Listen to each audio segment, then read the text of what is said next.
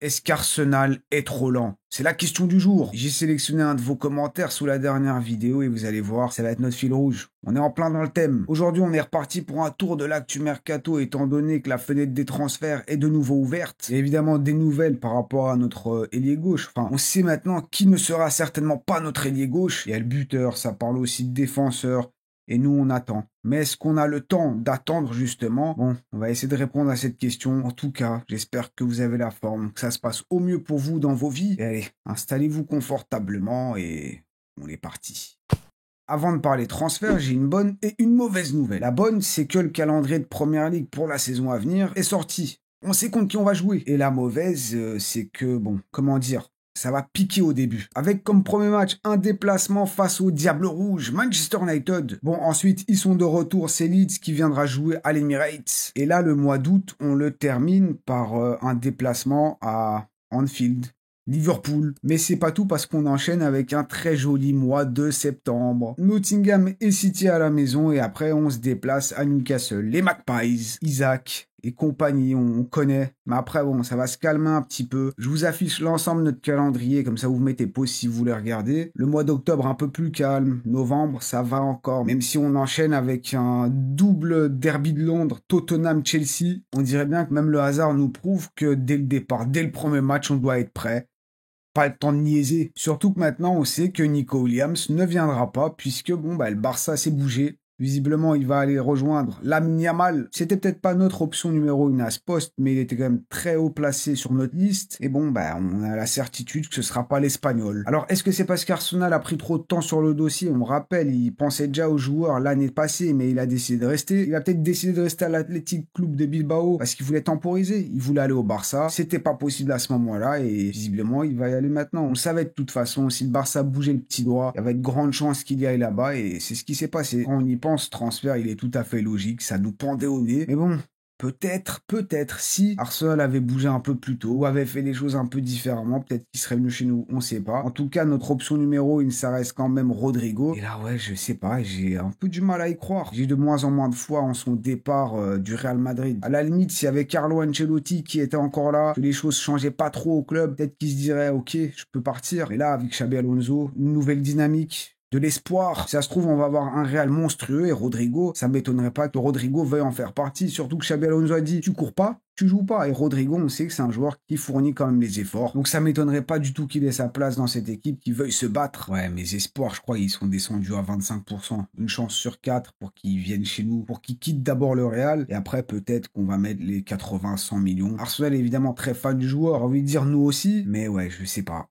Je suis mitigé là. Vous pensez qu'on a réellement nos chances ou pas? Et en parlant du Real, il y a aussi Brahim Diaz qui intéresserait Arsenal. Il lui reste 2 ans de contrat. Mais je vous arrête tout de suite, ça parle déjà d'une prolongation. Ce transfert semble quand même très peu probable. Alors c'est un joueur polyvalent, il peut jouer à gauche, à droite, au milieu. Mais ce fichu Xabi Alonso, je vous dis, il instaure une nouvelle dynamique dans l'équipe. Ça m'étonnerait pas qu'il y ait quand même un bon nombre de joueurs qui veuillent donner une énième chance. Une saison de plus, comment ça va se passer? Peut-être qu'ils vont avoir plus de temps de jeu. Donc à moins que ces joueurs veuillent vraiment jouer et qu'ils ont plus la patience, je sais pas comment ça peut se finir pour nous. Ça pourrait se finir avec un Antonio Nusa, joueur du RB Leipzig, valorisé à 45 millions d'euros. Ah, ouais, je sais pas. Ou alors Johan Bakayoko, le Belge, on l'a affronté vu qu'il joue au PSV Eindhoven. Il lui reste 1 an de contrat, donc ça part d'un prix avoisinant les 20 millions d'euros, quand même en dessous du Nusa, de Rodrigo et de tous ces joueurs-là. Mais encore une fois, est-ce que vraiment c'est ça qu'on veut? J'en ai déjà parlé plusieurs fois, c'est vraiment crucial qu'on fasse venir des titulaires. Là, si on fait venir un Bakayoko, un Nusa, entre lui, Martinelli et Trossard, c'est qui le titulaire? On devrait pas se poser la question. À ces postes-là, faut faire venir des joueurs qui vont réellement nous faire progresser, où on a une certitude.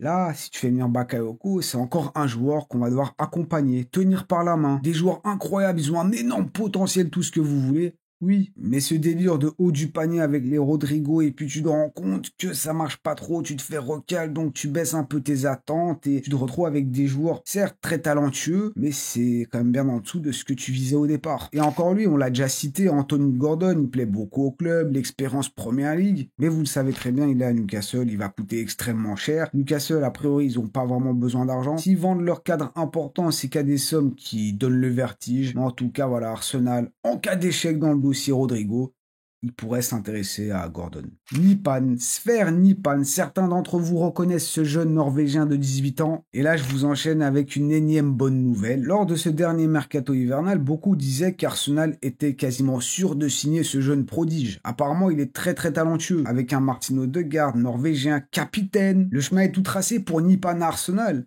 Vous voyez là d'où venir. Eh bien, on apprend maintenant qu'il va aller à City pour 15 millions d'euros. Et pourtant, on nous assurait qu'Arsenal était hyper confiant dans le dossier. Et même maintenant, ils comprennent pas ce qui leur arrive. Je sais pas si ça va vous remonter le moral, mais Zinchenko, en plus d'intéresser l'AC Milan pour remplacer Théo Hernandez, il intéresserait maintenant l'Atlético. Il y a aussi Kivior et Calafiori qui pourraient repartir en Serie A avec encore une fois l'AC Milan. Kivior, je pense qu'on est plus ou moins tous d'accord en cas de grosse offre. Pourquoi pas le laisser partir? Mais bon, ce serait dommage parce qu'il sort quand même d'une très belle, deuxième partie de saison. On n'était pas serein, il a quand même bien assuré. Et je me dis que c'est quand même rare d'avoir un joueur qui joue les 3e, 4e défenseurs d'une telle qualité, ce serait dommage de le perdre. Et Calafiori, il sort d'une grosse blessure et dans tous les cas, il vient à peine d'arriver. Donc bon, le voir partir, ça semble aussi très peu probable. Et vu qu'on parle de défenseur, voici Hato. Moi, je parle comme ça, il est pas japonais. Jorel Hato, joueur de l'Ajax, qui semble très intéressé par l'idée de venir à Arsenal. Et si je vous dis que ce joueur a une particularité que notre très cher Arteta aime. Ah, Mickaël, il adore ça. Vous l'avez ou pas? La polyvalence, bien joué. Il joue en tant que défenseur gauche, mais il peut aussi dépanner dans l'axe. Titulaire à l'Ajax à l'âge de 19 ans, ce qui est vraiment pas mal. Maintenant, en petite parenthèse sur leur saison, il reste 5 journées. L'Ajax a 9 points d'avance en Eredivisie. Et là, la catastrophe. Ils enchaînent 4 défaites d'affilée, ils perdent le titre. Aïe aïe aïe. Vous imaginez, ça nous arrivait à nous. Quoi qu'en vrai, ça me rappelle une histoire d'une équipe qui était première et qui n'a pas gagné la première ligue. Oh, les cauchemars. Mais bon, vous voyez, j'essaie de détourner votre attention comme je peux. Hato, à Arsenal, peut-être. Ou alors, certaines sources citent aussi Aymeric Laporte. La Puerta qui pourrait quitter l'Arabie Saoudite. Arsenal cherche un défenseur, donc ça pourrait tomber sur lui. Même si bon, ça a l'air quand même peu probable. Faut que je me replace quand même correctement parce que là, un gros sujet, le buteur. Cette saga, franchement, de buteur de numéro 9, ça me fatigue. Ça me rend ouf. Toutes les infos qu'on a, elles se contredisent d'heure en heure. T'as une source qui te dit ça, puis le lendemain, t'as quelqu'un d'autre qui te dit totalement l'inverse. Tu sais plus du tout qui croire. Prenons l'exemple de Gyökeres. Il y a quelques jours, on nous informait qu'il voulait aller à Manchester United. Ensuite, on nous dit que non, en fait, il veut pas aller à United. C'est Arsenal sa priorité. Il veut vraiment être un gunner. Et les fans t'accueilleront volontiers, vu le nombre de buts que tu mets. Mais entre-temps, le président du Sporting qui dit que non, il partira pas en dessous des 70-80 millions. Arsenal choqué, ils se disent ah non, c'est trop cher. Du coup, apparemment, ils ont gelé les négociations. C'est du moins ce que certains médias portugais disent. T'es trop cher, donc temps mort, on met une pause aux négociations. Mais là, t'as un journaliste qui sort de nulle part et qui te dit non, Arsenal, sa priorité, c'est Gyökeres. Ça a toujours été Gyökeres. Je dois croire qui? Je fais quoi? On fait quoi? On croit qui? La dernière vidéo, on a parlé de Sesko. On est rentré un peu plus dans les détails du joueur. On a fait venir un expert. On est devenus nous-mêmes des experts du joueur. Allez la voir. Allez checker la vidéo si c'est pas encore fait. Elle vous a quand même beaucoup plu. Le RB Leipzig lâche pas, ils sont durs en négociation, ils demandent entre 80 et 100 millions d'euros. Là aussi Arsenal, ils font temps mort, c'est trop cher pour nous, on veut pas payer autant. Les négociations avec le joueur directement continuent aussi. Et vous voyez, c'est un bordel. Déjà, on sait pas qui est vraiment notre priorité. Est-ce que c'est Gyökeres, Sesko? Arteta, depuis le début, on nous dit, il préfère Sesko, mais t'as des gens qui disent que la priorité du club, c'est Gyökeres. Et puis, c'est pas tout, évidemment, parce que l'histoire serait trop simple. On a le plan A, plan B. Bon, Gyökeres, Sesko, je sais pas dans quel ordre, mais il y a aussi un plan C. On garde à l'œil Watkins en cas d'échec. Et l'attaquant d'Aston Villa, c'est pas un choix horrible, mais écoutez-moi bien. Si on finit le mercato estival avec Watkins comme numéro 9, là on va avoir un problème. Parce que Watkins, on avait la possibilité de le signer en hiver et il nous aurait aidé énormément. Pour cette deuxième partie de saison, on avait vraiment besoin de quelqu'un comme lui. Mais bon, il était trop cher, on voulait pas payer les 60 millions. Si là, alors qu'on nous promet un mercato de fou malade en été, on va chercher une option qu'on aurait pu signer en hiver, là je pense que, ouais. Ce serait un sacré foutage de... Vous avez la suite. Le haut du panier, Isaac. Isaac, c'est pas possible. Ils essayent même plus. Donc, Sesko Gyökeres. Mais Sesko Gyökeres, trop cher, Watkins. Alors que t'aurais pu le signer il y a quelques mois.